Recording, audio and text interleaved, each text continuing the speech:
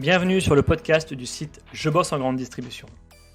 Je suis Jonathan, éditeur du site Je bosse en grande distribution et après plusieurs expériences comme chef de rayon et un passage dans le monde des médias, j'ai décidé de faire de Je bosse en grande distribution le rendez-vous de celles et ceux qui vivent le commerce au quotidien. Chaque semaine, je reçois un invité pour parler des nouveaux enjeux passionnants du monde de la grande distribution. On y parle des métiers, de transition numérique ou encore des sujets liés à la RSE. Si vous êtes un auditeur fidèle ou simplement de passage, et si cet épisode vous plaît, pensez à nous laisser une note ou un commentaire sur les plateformes d'écoute comme Apple Podcast ou Spotify, cela nous aide énormément. Place maintenant à l'épisode du jour, bonne écoute. Bonjour Kevin. Bonjour Jonathan. Merci d'avoir accepté l'invitation. Alors tu es le directeur commercial de Deliveroo. Alors j'ai une première question pour toi. C'est quoi Deliveroo et quel est son positionnement sur le marché de la livraison ?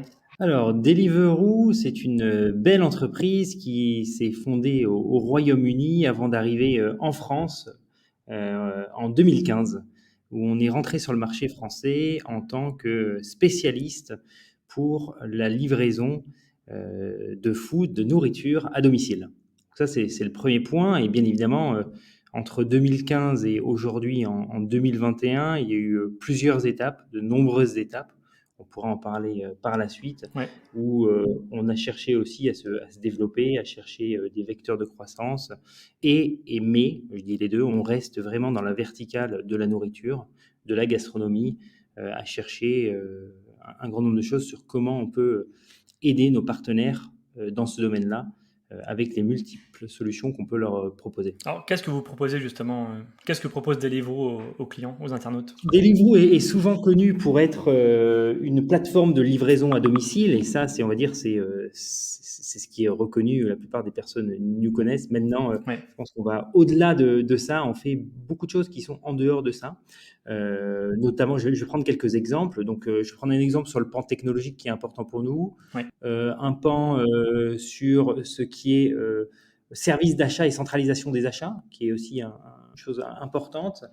Et on pourra aussi parler de nos cuisines édition par la suite, qui sont les cuisines partagées Deliveroo, qui sont des axes de différenciation, mais aussi des axes de développement sur lesquels on appuie beaucoup en 2021. Si on prend le premier axe sur la partie technologie, aujourd'hui, et ce depuis maintenant une année, on aide nos partenaires restaurateurs sur cet axe-là, c'est-à-dire sur leur propre marque, sur leur propre site. Ils peuvent maintenant venir mettre tout le savoir-faire de Deliveroo sur leur app ou sur leur site pour justement s'appuyer sur les partenaires livreurs Deliveroo dans leur écosystème sans devoir aller sur un micro-site qui s'appelle Deliveroo et donc consolider, garder la data qui est un pan important, stratégique, et aussi pouvoir faire un grand nombre d'actions qui seraient spécifiques pour justement avoir plus de business direct comparé au business indirect, business des agrégateurs. Voilà, ça c'est un exemple sur le plan technologique.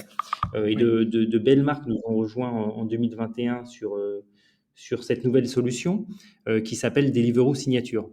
Sur un deuxième pan, donc sur le pan nos cuisines édition, donc ce sont nos cuisines partagées. Aujourd'hui, on en a 3 officiellement en France, une 4e qu'on a annoncée qui ouvre prochainement dans les prochaines semaines.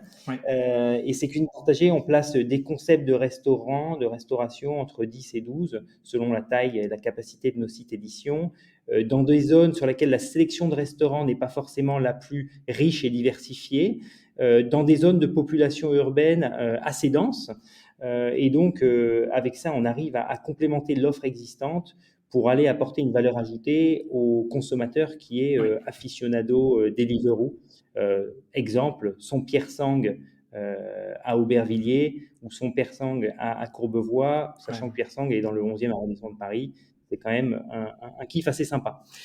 Donc ça, c'est sur ce deuxième axe de développement, de différenciation qu'on peut avoir. Alors, il y a un sujet sur lequel je voulais revenir avec toi, c'est que contrairement à d'autres acteurs de la livraison, vous avez noué, des relations très fortes avec le monde de la grande distribution.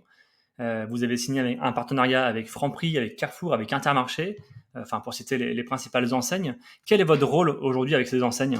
Alors, on l'a commencé avant la première crise sanitaire, notamment avec Franprix dans ce nouveau business. Et puis, le Covid n'a fait qu'accélérer cette volonté d'aller sur ce nouveau marché, ces nouveaux marchés. On a la conviction chez Deliveroo que pour des effets d'échelle, on le fait avec ses partenaires qui ont quand même un savoir-faire de nombreuses années dans ce monde-là, du picking, de la sélection des produits, du pricing. C'est leur métier et on va vraiment aller s'inspirer de ce que ces marques-là font pour le mettre à disposition de nos clients respectifs sur la plateforme Deliveroo, avec des activations qui peuvent être riches et variées.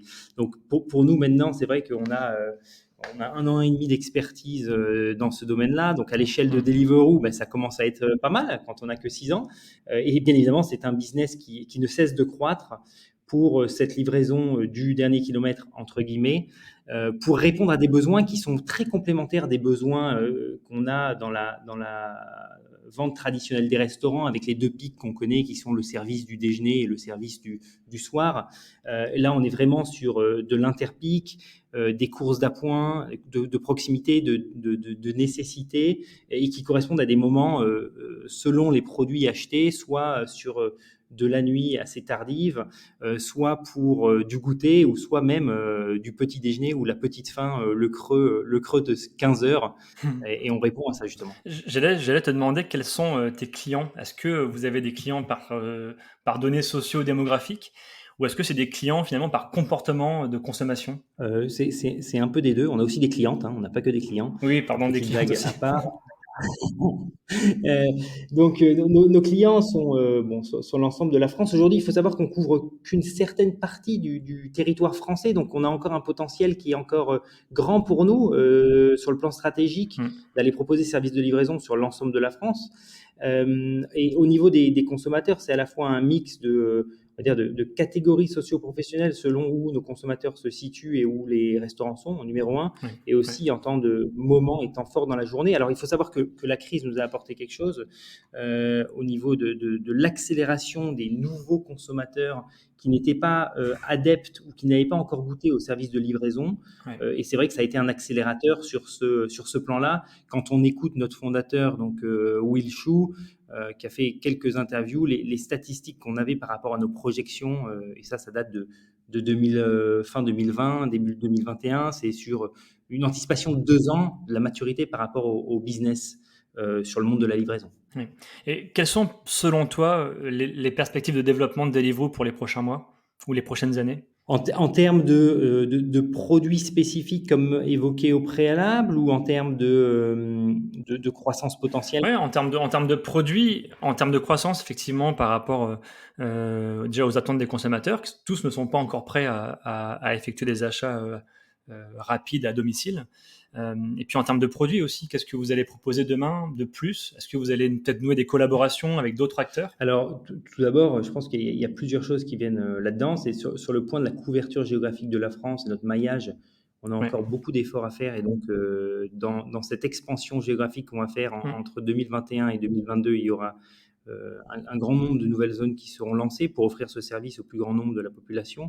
On table à peu près sur une croissance entre 50 et 60% de la valeur des transactions en 2021 pour nous, donc c'est vraiment important sur offrir ce service. Et puis ensuite, bien évidemment, si on regarde légèrement dans le rétroviseur, on a quand même vu le nombre de clients qui ont doublé 1 an à l'échelle globale. Donc, c'est ce qui nous montre quand même que le potentiel est énorme et qu'on est, j'ai pas envie de dire, dans une industrie encore immature. Ça serait pas forcément très flatteur, mais c'est vrai qu'on a un potentiel énorme. Quand je regarde, comparé à la digitalisation du monde du voyage et du tourisme, même si ces 2 dernières années n'ont pas été très très bonnes pour ce business-là, dans le monde de la food tech, on a encore des avenues de croissance devant nous, tant sur les clients, tant sur le business de la nourriture, des restaurants qui doivent encore venir sur ce type de plateforme, se rajouter, et de concepts riches, divers, variés, Je pense notamment à la haute gastronomie qui se réinvente et qui vient se mettre progressivement sur ces plateformes. Et je pense aussi, et je pourrais en parler pendant des heures, aux marques virtuelles qui sont quand même qu'on a vu progresser sur les 2 dernières années et vu se développer aussi sur Deliveroo. J'ai une dernière question pour toi, c'est comment va évoluer le quick commerce, enfin le fameux Q-commerce, et comment, enfin, où est la livraison à domicile au sens large? Comment tu la vois évoluer ces prochains mois? Alors le quick commerce, bien évidemment, c'est des choses qu'on regarde, sachant que nous-mêmes, nous faisons des livraisons de courses à domicile. Alors, on n'a pas la promesse de vente en moins de 5 minutes ou moins de 2 minutes 30, et c'est la course à l'échalote. Pour nous, ce qui est important, c'est qu'on est convaincu qu'un consommateur, quand on livre dans des délais qui sont les délais de Deliveroo selon la proximité par rapport au point de vente, on en des bonnes tendances. Entre 10 minutes et 20 minutes, je vois pas qu'il y ait réellement un avantage concurrentiel. Et d'ailleurs, la limite qui peut s'apercevoir, qui peut apparaître dans ce type de business, c'est aussi à grande échelle pour pouvoir se développer. Sans doute que certains de ces acteurs vont peut-être devoir changer. Je n'ai pas une boule de cristal, mais cette promesse de vente de 10 minutes, et d'ailleurs on la voit changer sur certains et des récentes annonces quand on va vouloir aller sur des villes moins densément peuplées. Et c'est la raison pour laquelle que pour nous, Deliveroo, en termes d'économie, enfin en termes d'échelle et de potentiel, on fait des partenariats avec ces grands groupes que vous avez cités tout à l'heure pour justement se reposer sur leur expertise et aller là-dessus. Donc clairement, le quick commerce, mais c'est une grosse dimension et ça va accélérer quand on voit les plans d'expansion de ces acteurs-là sur le territoire français et même ailleurs. On voit aussi, on commence à voir une consolidation au niveau de ces acteurs-là. Donc ça, c'est aussi quelque chose qu'on suit de près chez Deliveroo. Qui est un angle intéressant, mais on croit aussi dur comme fer à notre potentiel et aux résultats et performances qu'on peut faire dans ce monde du commerce de proximité chez Deliveroo, avec les chiffres qu'on a pu publier récemment aussi au Royaume-Uni et ce que ça représente dans nos volumes. Et c'est clairement quelque chose qui va accélérer, qui va continuer d'accélérer. Je ne pense pas que soit la réouverture des restaurants, soit l'assouplissement des mesures sanitaires vont faire un retour en arrière. On prend des habitudes, on prend des nouvelles habitudes de consommation et on sait que sur Deliveroo ou d'autres agrégateurs, on peut trouver un grand nombre de concepts ou de produits riches, divers et variés. Ce sera une très bonne conclusion. Merci Kevin pour ton éclairage. Merci beaucoup pour ton temps, Jonathan, et à très vite. Ça marche, merci à toi. Merci à tous d'avoir écouté ce podcast jusqu'ici. Pour retrouver des informations sur notre invité et accéder à différentes ressources, cliquez sur la description pour en savoir plus.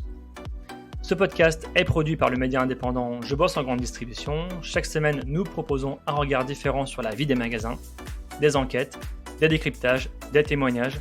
Retrouvez-nous sur notre site et rejoignez aussi la première communauté des professionnels de la grande distribution sur les réseaux sociaux, sur Facebook, LinkedIn, Twitter, Instagram, YouTube et TikTok. Vous êtes déjà plus de 400 000 à nous suivre, vraiment un grand merci pour votre fidélité. Et pour celles et ceux qui veulent aller plus loin, nous proposons une newsletter chaque mardi autour des enjeux de la communication et du marketing local. Pour cela, rendez-vous sur notre site, rubrique S'abonner. À bientôt!